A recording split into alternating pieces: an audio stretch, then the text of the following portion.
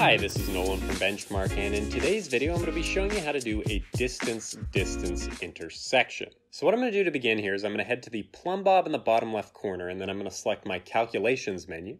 And in my calculations menu here, I'm going to want to select traverse/intersection.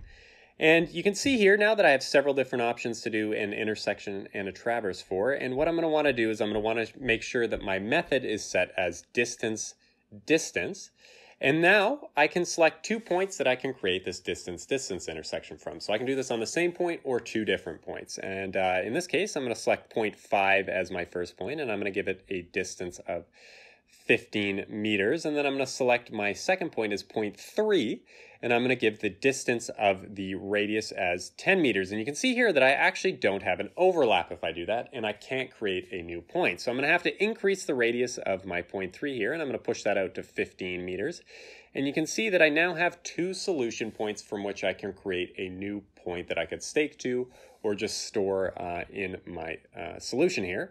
And in this case, I'm just going to hit store solution there, and I'm going to store point A. And you can give it a point ID, a description, anything like you would for a normal point. And if I hit store point and return to the map screen here, you can see that I've now created a new point 6 that I can, again, I can stake to, use in a line drawing, anything of that nature.